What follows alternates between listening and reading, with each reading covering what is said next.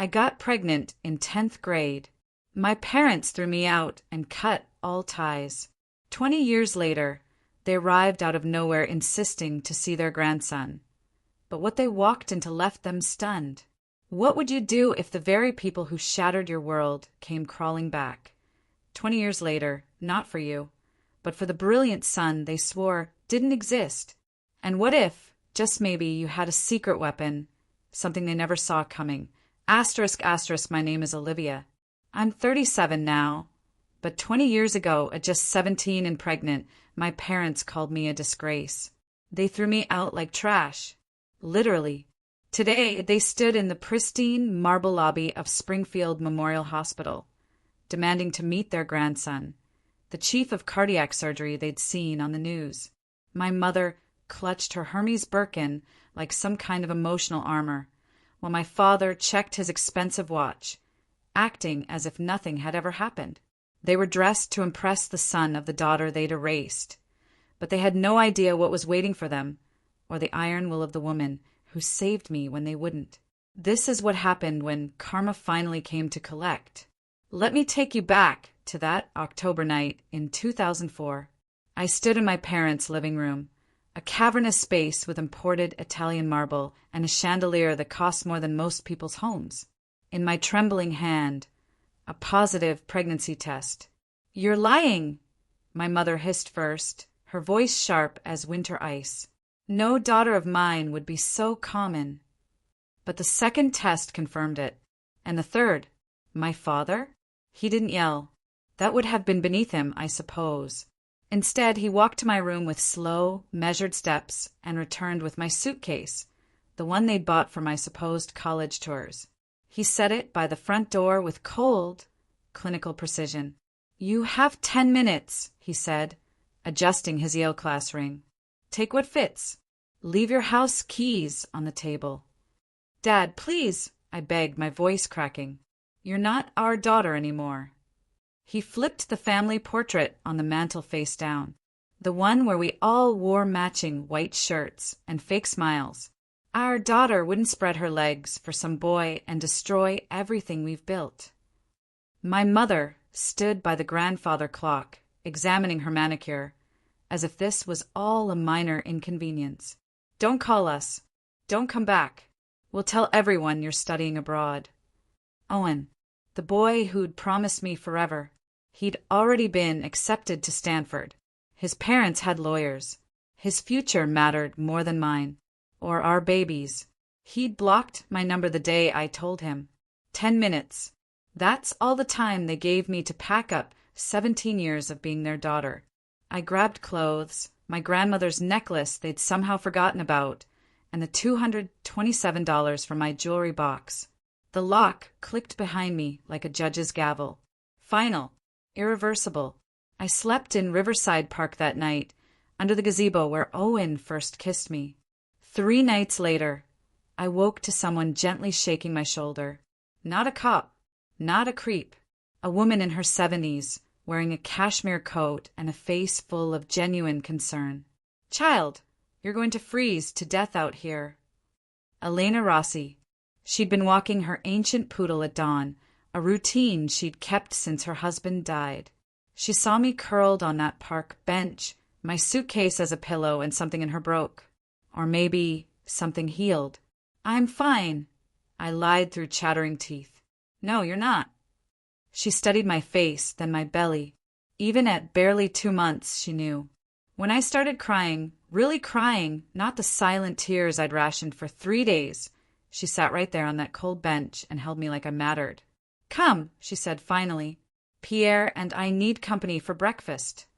Her car smelled like lavender and leather. The heated seats felt like heaven. She drove us to West Side, to a house that sprawled across a lot the size of a small park. 8 bedrooms for 1 widow and 1 geriatric poodle. She led me inside. "I lost my daughter," she said simply. "Car accident 5 years ago. She was pregnant, too." The room she showed me had already been prepared. Not for me specifically, but for someone. A Pottery Barn crib sat assembled in the corner. The closet held maternity clothes with tags still on. "This is yours now," she said. "No questions, no conditions. Everyone deserves a second chance." "Why?" I whispered. She touched a photo on the dresser, a young woman with Elena's eyes and smile. "Because Sophia would have wanted me to." That night, I slept in a real bed for the first time in 72 hours. Pierre, the poodle, curled up at my feet like a tiny guardian. Elena didn't just give me shelter. She gave me a future. While my parents told their country club friends I was studying in Switzerland, I was learning to breathe again in a nursery decorated with stars. Sigur arrived during a February blizzard, screaming and perfect. Elena held my hand through 18 hours of labor, whispering strength when I had none left. She cut the cord when I asked her to. She was the first to hold him after me. "He's brilliant," she declared, though he was only minutes old. "I can see it in his eyes."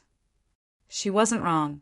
Sigur walked at 9 months, read at 3, and tested into gifted programs before kindergarten. While I took night classes for my GED, then community college courses online, he absorbed knowledge like other kids absorbed cartoons. Elena owned 3 restaurants: Rossi's downtown, the Bistro on 5th, and the cafe near the university.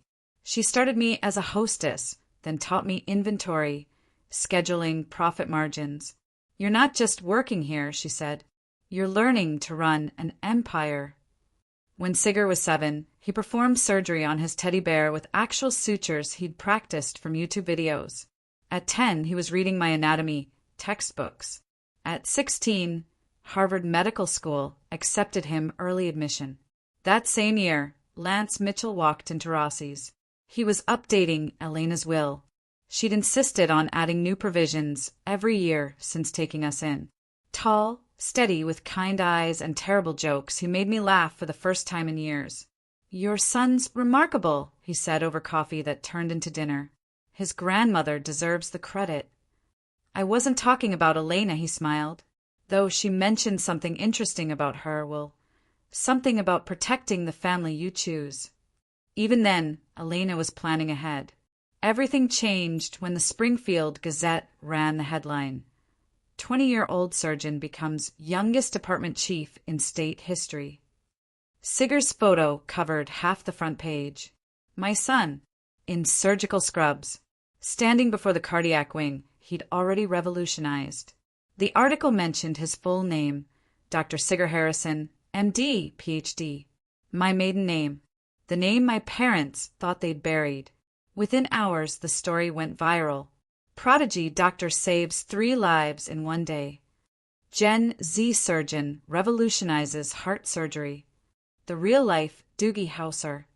My phone buzzed with an unknown number. I almost didn't check the voicemail. "Olivia," my mother's voice, after 2 decades of silence. "We need to discuss our grandson." "Our grandson? Not your son. Not Sigur. Our grandson? Like he was property." They'd suddenly remembered they'd misplaced. The email started next, sent to my restaurant's public address. Professional. Cold. "Dear Olivia, we hope this message finds you well. Recent news has come to our attention regarding Sigur's remarkable achievements. As his grandparents, we feel it's time to reconnect." They signed it from their corporate email, Harrison Industries, the company they protected by discarding me. Lance found me crying in my office, not from sadness, but from rage. "They want him now that he's successful," I choked out. 20 years of nothing, and now they want to claim him. "What do you want to do?" he asked, pulling me close. "Make them disappear again." "We can do that. But first, let me check something in Elena's papers." She mentioned provisions for this exact situation. That night, Sigur worked a 16-hour shift, saving 2 lives. He had no idea his grandparents existed, let alone that they were circling like vultures who'd spotted gold. They started small, a reservation at Rossi's under a fake name, sitting in my section, watching me work. I recognized my mother's emerald ring before her face. She'd aged poorly, Botox fighting a losing battle with bitterness. "Good evening. I'm Olivia." I'll be. We know who you are. My father set down his menu like a verdict. We need to discuss Sigger. You need to leave. They didn't. Instead, packages arrived at the hospital. A Rolex Submariner for Sigger, a Montblanc pen set, a first edition Gray's Anatomy worth thousands. Each gift card signed, "Your loving grandparents." Sigger brought them home, confused. "Mom, someone keeps sending me expensive things. Should I be worried?" "Return them," I said. "All of them." Lance intercepted their next move, a formal letter requesting grandparent visitation rights. He laughed, actually laughed as he read it to me. They cite established family bonds. He pulled out a photocopy. Bonds they severed with this. It was the document they'd signed 20 years ago, relinquishing all parental rights and responsibilities. They didn't just kick you out, Olivia.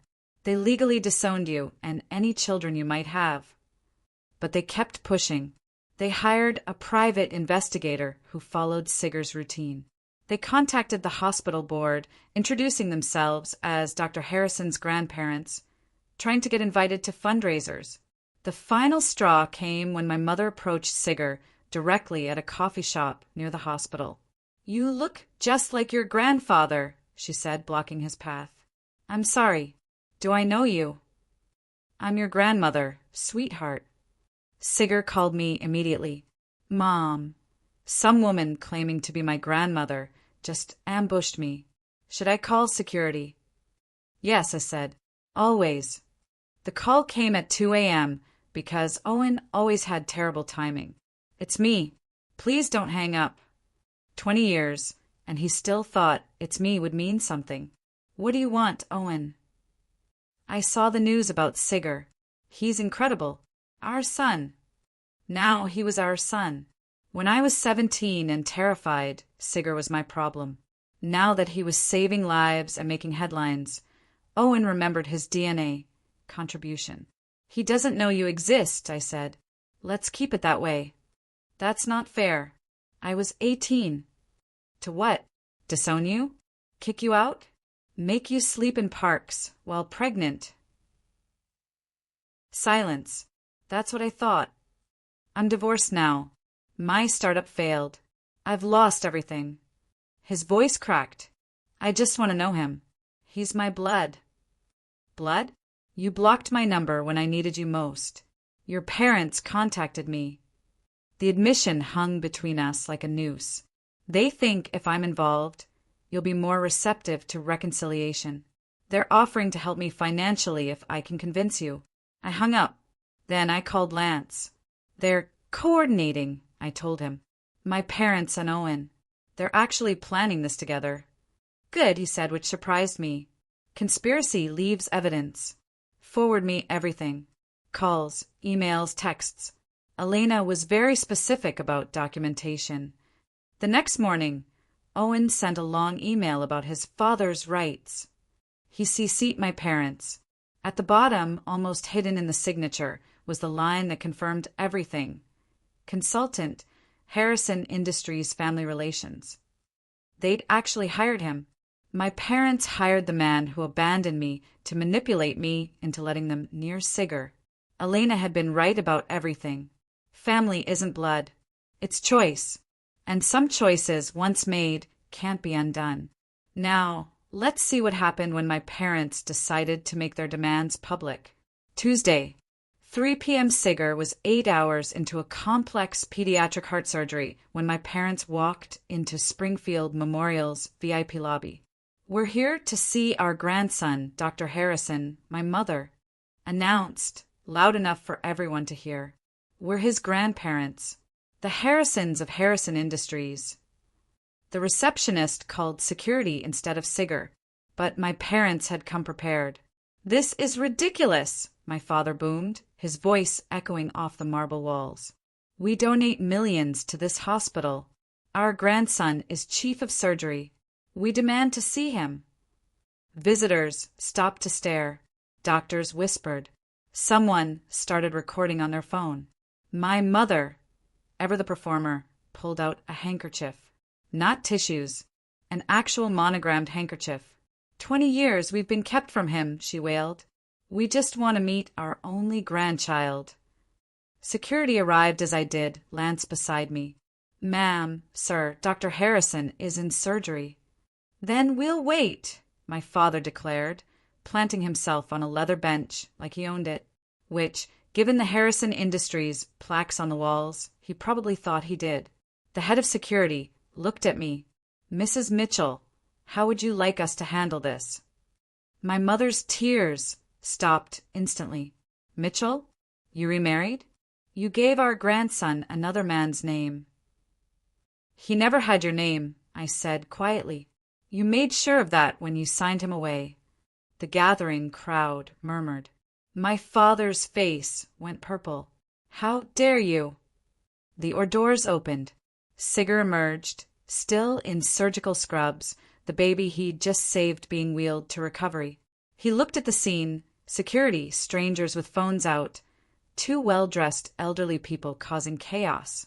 Then at me. Are these the people who've been stalking me? Yes, I said. Then I want them removed. He didn't even look at them. My parents didn't leave. Instead, they called Channel 7 from the hospital parking lot. Within an hour, news vans surrounded the main entrance. My mother had changed into a St. John's suit. She'd brought costume changes for her ambush. My father stood beside her, the grieving grandfather in his Harvard tie. We're heartbroken, my mother told reporter Jennifer Chin. 20 years ago, there was a misunderstanding. We were in shock about our teenage daughter's pregnancy. We reacted poorly, but we've been trying to reconnect to make amends, and we're being denied access to our only grandchild. She dabbed her eyes with that same monogrammed handkerchief, careful not to smudge her makeup. Dr. Harrison is a medical pioneer, the reporter prompted. You must be proud. Incredibly proud, my father said, though he'd never seen Sigger save a life, hold a patient's hand, or stay awake for 30 hours to perfect a procedure. The Harrison family has always valued excellence. It's in his blood. In his blood. The blood they'd rejected when it was growing inside me. What would you say to your daughter now? Jennifer asked. My mother looked directly at the camera. Olivia, sweetheart, we forgive you. We just want our family back together. Please don't punish Sigger for our mistakes. They forgive me? The segment aired at 6. By 7, it had 50,000 views on their Facebook page, the one my mother ran like a lifestyle blog. The comments poured in. Family is everything. Let them see their grandson. Why so cruel, Olivia? Lance shut his laptop. They just made a critical error. Going public? No. Claiming they forgive you. That's admission of wrongdoing. And we have the documents that show exactly what they did wrong. The hospital's chief administrator called me in for a friendly chat the next morning. Olivia, this situation is becoming complicated, Dr. Morrison said, fidgeting with his Montblanc pen. The Harrisons have donated $12 million over the years. The board is concerned. Concerned about what? The optics. Perhaps one supervised meeting would resolve everything. Would you meet with people who threw you away like garbage? He shifted uncomfortably. It's not my decision to make, but Sigger's position. Are you threatening my son's job? No. Just considering all angles. At Rossi's, customers suddenly had opinions. Family is complicated, one regular told me while I refilled her wine. But forgiveness is divine, don't you think? Even my staff whispered when they thought I couldn't hear. 20 years is a long time to hold a grudge. A grudge, like being disowned while pregnant, was equivalent to a forgotten birthday. Sigger came home exhausted, dark circles under his eyes. Mom, I had 3 surgeries delayed today because reporters kept trying to get into the OR wing. I'm sorry, baby. I'll fix this. It's not your fault. He collapsed on the couch. But maybe if we just met with them once. No, I could tell them to leave us alone in person. Sigger, They sign papers stating you don't exist to them, legally. He was quiet for a moment. Can I see these papers? Lance had been waiting for this. He pulled out the folder he'd been carrying for days, ready for when Sigurd would ask. This is what they signed, Lance said, the day they kicked your mother out. Sigurd read slowly, his surgeon's hand steady despite the words that should have shaken anyone. October 15th, 2004, Sigurd read aloud. We, Robert and Margaret Harrison, hereby relinquish all parental rights and responsibilities to Olivia Harrison and any children born or unborn. His voice stayed clinical, like he was reading a patient chart, but his knuckles were white. They signed this while you were pregnant with me. Yes. And this line, we acknowledge no financial, emotional, or legal obligations. They wrote that. Their lawyer did. They signed it. He set the paper down carefully, the way he handled scalpels. Tell me everything, Mom. From the beginning. So I did. The 10 minutes, the suitcase, the park bench, Owen vanishing. Everything I'd protected him from, for 20 years, spilled out in my kitchen while Lance held my hand. Owen Blake is my biological father. Yes, the tech entrepreneur who just declared bankruptcy. I stared at him. You knew. I'm not stupid, Mom. I can use Google. Owen Blake, Stanford graduate, dated Olivia Harrison in high school. He pulled out his phone, showing Owen's LinkedIn. He's been viewing my profile weekly for 6 months. My brilliant, brilliant boy. Why didn't you say anything? Because you didn't. I figured when you were ready, you'd tell me. He looked at the papers again. So, Grandma Elena was your real grandmother, the only one who wanted you. She left me something, didn't she? In her will. That's why Lance keeps checking documents. Lance nodded. She left you everything. With conditions. Your biological grandparents can't touch a penny if they abandoned you. How much? 15 million. Plus the restaurants. Sigurd laughed. Actually laughed. They're fighting this hard for money they already lost. They don't know they've lost it yet, Lance said. But they're about to. They chose Bernardino's, the most pretentious restaurant in Springfield. All white tablecloths and waiters who judged your wine pronunciation. Thank you for coming, my mother said, as if she'd won something by getting me here. My father pushed a leather folder across the table before our water arrived. Let's skip the pleasantries. Inside, a contract. Harrison Industries letterhead, corporate seal, the works. $5 million, he said. Placed in trust for Sigurd immediately. Another 5 when he joins the board. All we ask is a public reconciliation. A family photo for the announcement. You want to buy us? We want to invest in our legacy, my mother corrected, adjusting her pearls. Sigurd is a Harrison. He should benefit from that name. The name you took from me, which we're offering to restore. The IPO launches next month. Harrison Industries, 3 generations of excellence. Tests well with focus groups. Focus groups. They'd focus grouped our reconciliation. And Owen, I asked. My father's jaw tightened. Mr. Blake is a separate matter. Is he? I pressed. Because he told me you're paying him as a consultant. My mother's mask slipped for just a second. That's a misunderstanding. Lance had been quiet until now. Is it?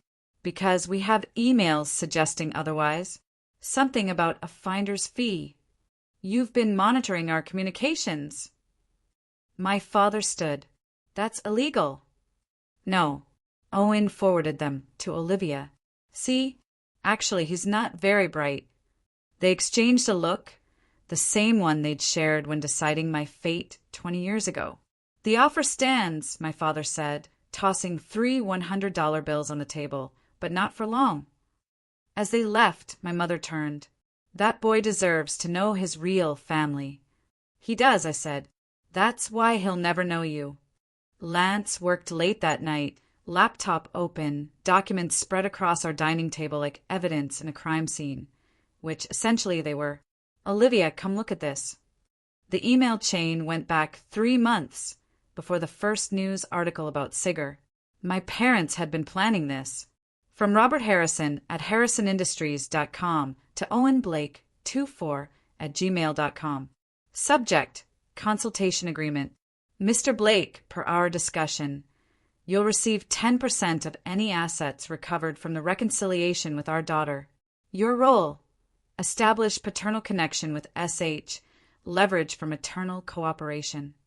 They're calling my son assets recovered. I said, my voice barely a whisper. Keep reading. Owen's response made me sick. Happy to help.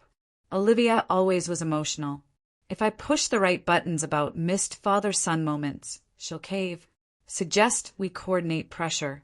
You from grandparent angle, me from father's rights.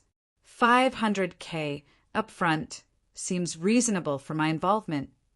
He's selling access to Sigur. I whispered. No, Lance corrected. This email chain is evidence of conspiracy to commit fraud and harassment. But there's more. He pulled up Owen's LinkedIn. 3 days ago, he'd messaged Sigur. Son, I know your mother has poisoned you against me, but I'm your father. I deserve a chance. Your grandparents agree. We could do great things together. The Harrison medical legacy combined with Blake innovation. Think about your future. Sigur didn't tell me because Sigur reported him for harassment. LinkedIn banned him. He also, Lance smiled, sent Owen's bankruptcy filing to Harrison Industries board. Turns out they don't like being associated with failed entrepreneurs who owe the IRS $2 million. They're still paying him. The board voted yesterday to terminate all consultant contracts. Your father doesn't know yet. Sometimes karma needs a good lawyer to help it along.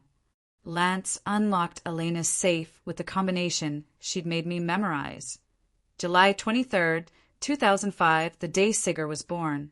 She updated this every year, he said, pulling out the leather-bound document. But this provision never changed.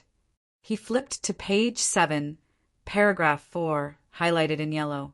Should any biological family member who previously abandoned, disowned, or rejected my chosen daughter, Olivia Harrison, or her son, Sigur Harrison, attempt to claim relationship or assets after achieving success or recognition, they shall be permanently barred from any inheritance, property, or financial benefit from my estate. She knew.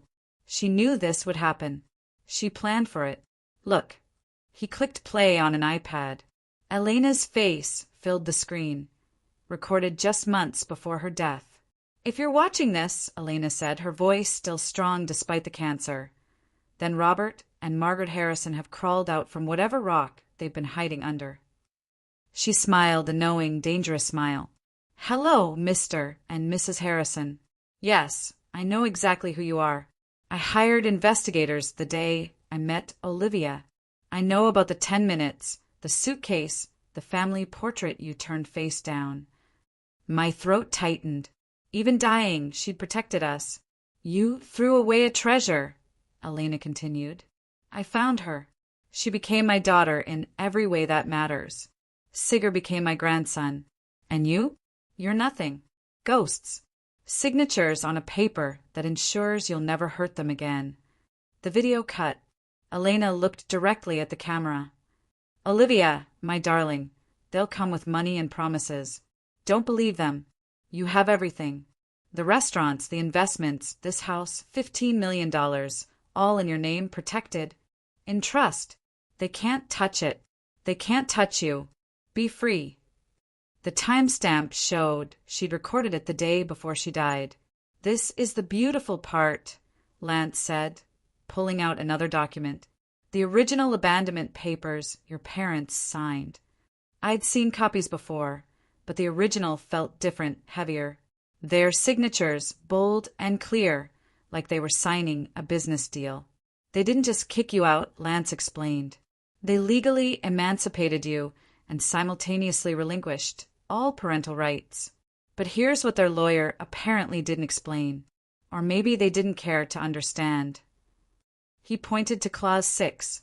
This relinquishment extends in perpetuity to any offspring, born or unborn, of the aforementioned minor. In perpetuity. Forever. They can't claim grandparent rights because, legally, Sigger isn't their grandson. They made sure of that 20 years ago. But they're on TV saying they're lying or they never read what they signed. Either way, this document is legally binding and irreversible. He smiled. They could have contested it within the first year, but after that, ironclad. I thought about my father's Harvard law degree hanging in his office. My mother's insistence on reading every contract.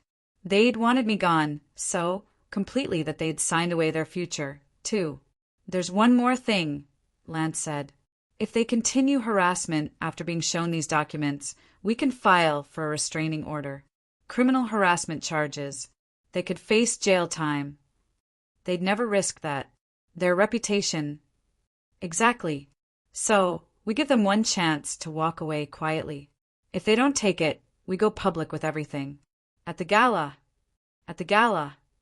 500 witnesses, media coverage, everything they cared about. Reputation, image, legacy. Destroyed by their own signatures. For the first time in weeks, I smiled. Elena really had thought of everything. She loved you, Lance said simply. This was her way of proving it. Forever. The Springfield Memorial Annual Gala was in 3 days. 500 guests, full media coverage, and Sigger giving the keynote about family, legacy, and healing. We invite them, I said, holding the pearl shimmer invitation. All 3 of them. Lance raised an eyebrow. You're sure? Elena left us the weapons. Time to use them. I wrote each invitation by hand. Dear Mother and Father, please join us at the Springfield Memorial Gala to receive your inheritance from the Elena Rossi estate. Formal documentation will be provided. Olivia. And then, Dear Owen, your presence is requested regarding Sigger's patrimony and your parental status. Legal clarification will be provided. Olivia Harrison Mitchell. They'll think they've won, Lance said, sealing the envelopes. Let them. Sigger reviewed his speech one more time. You want me to mention Grandma Elena, but not them? Mention your real grandmother, the one who loved you, and when they stand up to claim credit, that's when Lance presents the documents. We'd reserved a table front and center for them. Table 1. Impossible to miss, impossible to leave without everyone noticing. The hospital board will be there, Lance noted. Harrison Industries investors, everyone they care about impressing. Good. I called the foundation coordinator. Yes, we're announcing the Elena Rossi Foundation for Teen Mothers. $5 million initial funding. 10 medical school scholarships. Everything was in place. 20 years of pain transformed into purpose. What if they don't come? Sigger asked. They'll come. Their egos won't let them miss it. Lance pulled up the RSVPs an hour later. All 3 had responded yes within minutes of receiving the invitations. They think they've won, he said. Perfect. The best defeats come when victory seems certain. The moment of truth is approaching. If you've ever had to stand up to those who should have protected you, you need to see what happens when signatures from the past destroy futures built on lies. The gala is about to begin, and every camera in that room will capture the moment my parents learned that some choices can never be undone. Let's continue. The Springfield Memorial Ballroom glittered with old money and new hope. Crystal chandeliers, white orchids on every table, and my parents at table 1, holding court like royalty.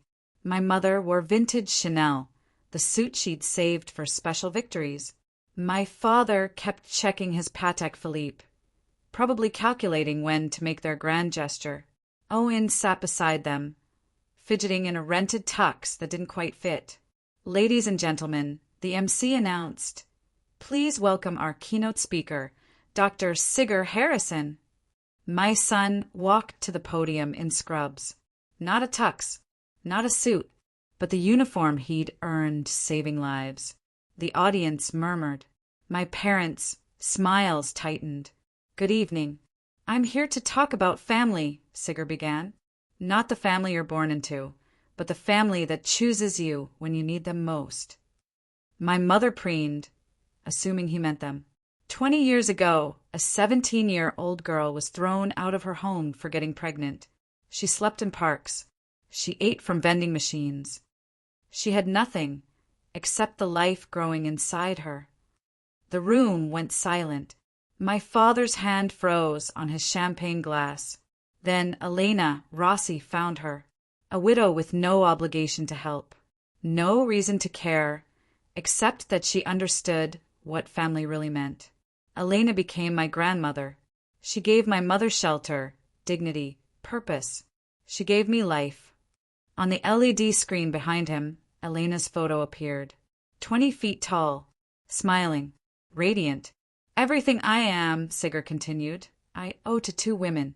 My mother, Olivia Harrison Mitchell, who sacrificed everything for me, and my grandmother, Elena Rossi, who proved that love isn't about blood, it's about showing up. My parents were no longer smiling.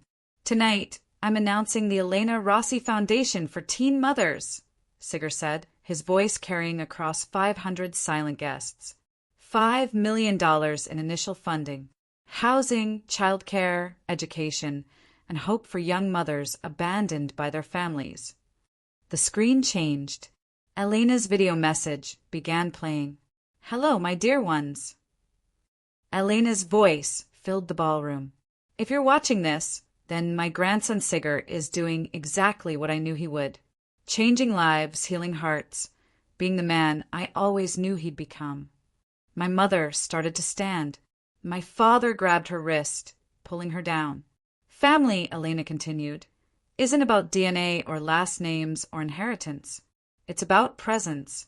When Olivia needed family most, where were the Harrisons? When Sigur took his first steps, spoke his first words, performed his first surgery, where were they? The camera panned across the crowd. Every eye was on table one. I leave everything to my real family, to Olivia, my daughter by choice, to Sigur, my grandson by love, and to those who abandon them, she looked directly into the camera, I leave you the truth about what you threw away. Sigur returned to the podium. I want to thank my family for being here tonight. He looked at me, Mom, and Lance, who showed me what a father really is. My mother shot to her feet. Where are your grandparents? Where's your blood? The entire ballroom turned to stare. No, Sigur said calmly into the microphone. You're strangers who shared DNA. There's a difference. How dare you? My father started. Mr. Mitchell, Sigur said, I believe you have some documents to present. Lance stood, folder in hand, walking toward the podium with the measured steps of coming justice. This is ridiculous. My father charged toward the stage, his face purple with rage. We are his grandparents. We have rights. Security moved forward, but Lance raised a hand. Let them come. My mother grabbed the microphone from a nearby table. This is our grandson. They've poisoned him against us. We made one mistake 20 years ago. One mistake. I stood, my voice carrying without amplification. You gave me 10 minutes to pack. You turned my portrait face down. You signed papers, disowning me and my unborn child. The crowd gasped. Phones appeared, recording everything. That was different, my mother shrieked. You were a disgrace. Pregnant at 17. I was your daughter. Owen tried to slip toward the exit. 2 security guards blocked his path. Mr. Blake, Lance said into the podium microphone. Don't leave yet. This concerns you two. I don't. I'm not, Owen stammered. You're not what? Sigur asked, his voice cutting through the chaos. The biological father who abandoned a pregnant 17-year-old? Or the consultant being paid by the Harrisons to manipulate their daughter? My father lunged for the podium. You can't prove that. Actually, Lance smiled, clicking a remote. I can. The screen lit up with emails. The conspiracy laid bare in 40-foot letters for 500 witnesses to read. 10% of assets recovered, Lance read aloud. Push the right buttons about missed father-son moments. She always was emotional. My mother's Chanel suit couldn't hide her shaking. My father's Harvard pin couldn't restore his dignity. Owen looked like he might vomit on his rented shoes. Shall we discuss, Lance continued, the legal documents you signed 20 years ago? The ones that permanently severed all rights to Olivia and her children. The ballroom held its breath. Lance clicked again. The abandonment document filled the screen. Every word magnified. Every signature clear as day. October 15th, 2004, he read. We, Robert and Margaret Harrison, hereby relinquish all parental rights and responsibilities to Olivia Harrison and any children born or unborn. The document zoomed in on their signatures. Bold, deliberate, undeniable. This extends in perpetuity, Lance continued. Forever, irreversible. You didn't just disown your pregnant daughter. You legally disowned every generation that would come from her. We didn't know, my mother started. You didn't know? Lance pulled up another document. Mr. Harrison, you have a Harvard Law degree. You knew exactly what you were signing. My father's mouth opened and closed like a fish drowning in air. But that's not all, Lance said. Let's discuss what happens when you abandon someone, then try to claim their inheritance. The crowd leaned forward. Even the waitstaff had stopped to watch. 20 years ago, you threw Olivia away. Elena Rossi found her, loved her, raised her grandson as her own. And when Elena died, she left very specific instructions about blood relatives who abandoned family. That money should be ours, my father shouted. We're the biological grandparents who signed away all rights. Look at the screen, Mr. Harrison. Look at your signature. That's your handwriting saying Sigger doesn't exist to you. Channel 7's camera captured everything. Jennifer Chen held her microphone toward the stage, broadcasting live. Every person in this room, Lance said. Every camera, every phone, they're all witnessing the truth. You abandoned a pregnant teenager. You signed away your grandchild. And now you want to profit from his success. The disgust in the room was palpable. People actually turned their backs on table 1. Now, Lance said, let's discuss Elena Rossi's will. The screen changed to the official probate documents, complete with gold seals and notarizations. Article 7, Section 4. Any biological family member who previously abandoned, disowned, or rejected Olivia Harrison or Sigger Harrison shall be permanently excluded from all inheritance, property, or financial benefit from this estate. She can't do that. My mother screamed. She can, and she did. The estate is worth $15 million. The restaurants, the properties, the investments. All of it goes to Olivia and Sigger. You, Mr. and Mrs. Harrison, receive nothing. But more importantly, Lance clicked again, showing a video timestamp. Elena left you a personal message. Elena appeared on screen again, but this was different footage. She was looking directly at the camera, directly at my parents, Robert and Margaret Harrison. Elena's voice rang out. I know you're watching this, probably in a room full of people you're trying to impress. Good. Let them all hear this. You are the worst kind of cowards. You threw away a treasure because you feared judgment. I found that treasure. I polished it. I helped it shine. My mother collapsed into her chair. You had 10 minutes to pack your daughter's life.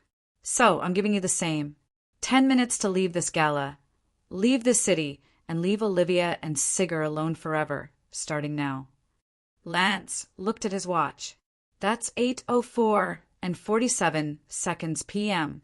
At 8:05, if you're still here, I've filed the restraining orders, the criminal harassment charges, everything. The ballroom was silent, except for the ticking of the massive clock on the wall. 9 minutes, Lance announced.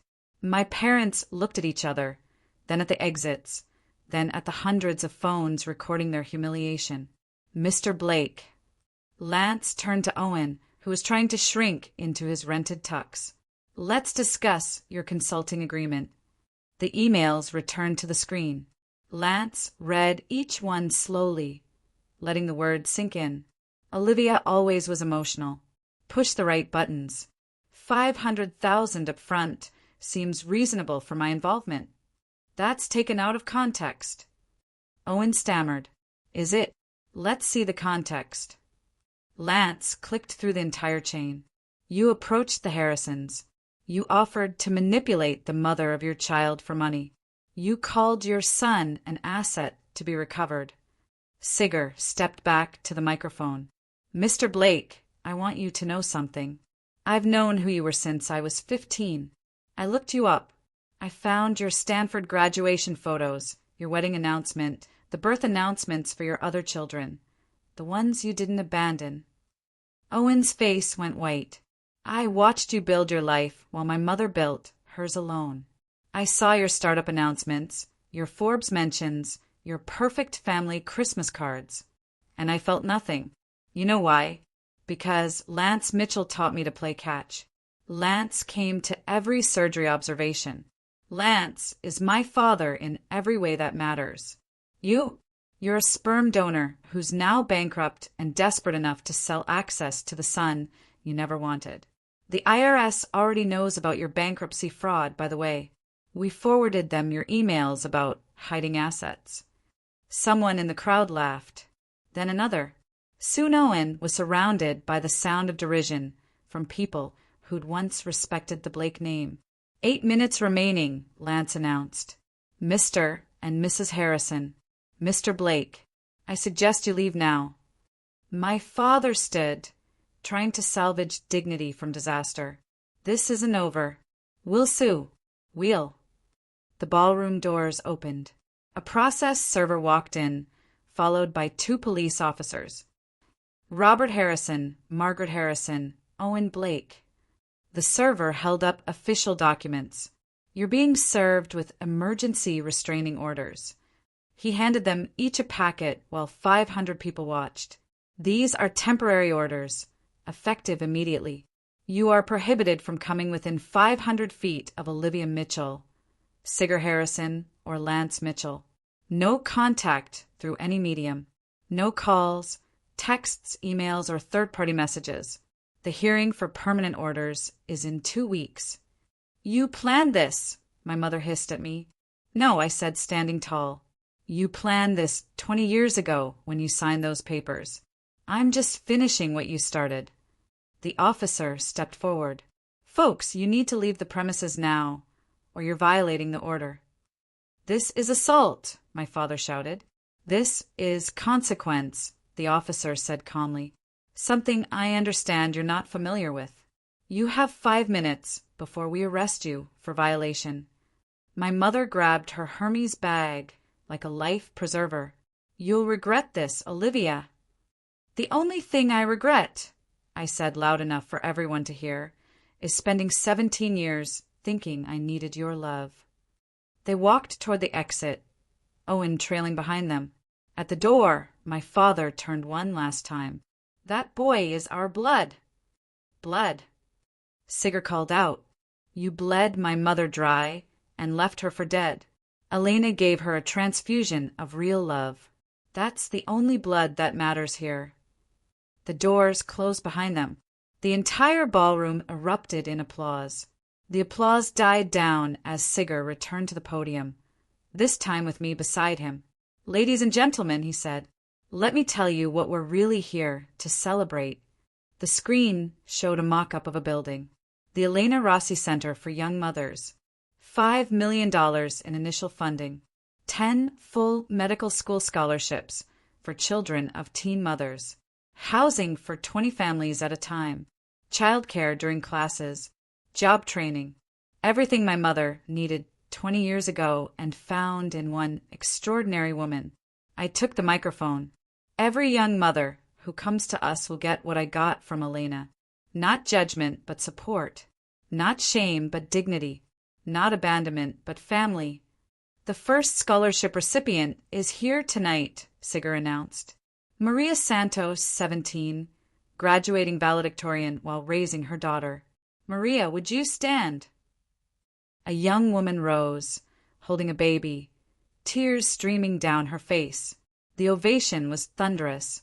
Maria will attend Harvard, pre-med this fall.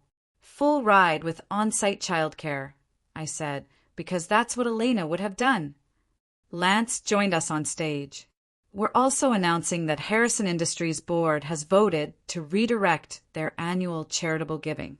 The $12 million they donated to this hospital over the years, it's being matched by an anonymous donor for the Elena Foundation. I knew that anonymous donor. It was the combined savings of every family Elena had helped over the years, paying it forward. In 1 year, Sigur said, we'll have helped 50 young mothers. In 10 years, 500. In 20 years, when some other scared 17-year-old gets pregnant, she won't sleep in a park. She'll call us. The standing ovation lasted 5 minutes, but the sweetest sound was the silence from Table 1, now empty forever. 3 weeks later, Lance showed me the business news. Harrison Industries stock dropped 30%, he said. The board called an emergency meeting. Your father was voted out as CEO. The scandal had spread beyond Springfield. Family values, hypocrites, ran in the Wall Street Journal. The 10-minute parents trended on social media for days. Someone leaked the security footage of them being escorted out. It had 12 million views. They're selling the house, Lance continued, pulling up the real estate listing. The Westfield mansion, listed far below market value. They need the cash for legal fees. Their lawyer had tried to contest the restraining orders. The judge not only upheld them, but made them permanent after seeing the evidence. What about Owen? Worse. His ex-wife's lawyer subpoenaed our emails. Turns out hiding money from bankruptcy court while owing $200,000 in child support is a federal crime. He's facing 3 years. I felt nothing. Not satisfaction. Not pity. Just nothing. They moved to Arizona, Lance added. Scottsdale. Your mother's sister took them in. They're living in her guest house. From a 7-bedroom mansion to a guest house. From society darlings to exile. The best part. Lance smiled. Remember their church? The one where your father was an elder? They were asked to find a new place to worship. Apparently, abandoning pregnant teenagers doesn't align with their values. Every institution they'd valued more than me had rejected them. Are you okay? Lance asked. I'm free, I said. For the first time in 20 years, I'm completely free. That night at dinner, Sigur said, the foundation received a donation today. Anonymous. $50,000. We all knew who it wasn't from. 6 months later, we gathered for our weekly dinner, the tradition Elena started, and we'd never stopped. Sigur carved the roast using the technique Elena taught him when he was 12. So, I saved 3 lives this week, he said casually like he was discussing the weather. Show off, Lance teased, pouring wine from Elena's collection. The youngest was 4 months old, Sigur continued. Her mother was 17. She reminded me of someone. He looked at me with those eyes that still saw wonder in the world, despite everything. I told her about the foundation. She cried. Mom said she'd been sleeping in her car for a week. Not anymore, I said. She moves into the center tomorrow. This was our family. No DNA tests required, no blood certificates needed. Just presence, consistency, and choice. Elena's portrait hung where the TV used to be. We'd rather look at her than any screen. Fresh orchids sat beneath it. Replaced weekly, her favorite. I'm getting married next month, I announced. Lance nearly dropped his wine. You're supposed to let me propose first. Elena always said I should speak up for what I want. I pulled out the ring I had bought him. So, Lance Mitchell, will you make this official? Sigurd laughed. Really, truly laughed, the way he did as a child. Mom, you just proposed at dinner over pot roast. Elena would approve, Lance said, sliding the ring on. Yes, absolutely. Yes. We toasted with Elena's Waterford crystal, the ones she saved for celebrations. In the candlelight, I could almost see her smiling. This was family. Not perfect, not traditional, but real. Chosen, permanent, and somewhere in Arizona, in a guest house, two strangers I once called parents were learning what I'd known for 20 years. Some choices can't be undone, but better choices, those can be made every single day. So what do you think? Have you ever had to choose your own family, or stand up to people who should have loved you unconditionally? I really want to hear your stories in the comments below.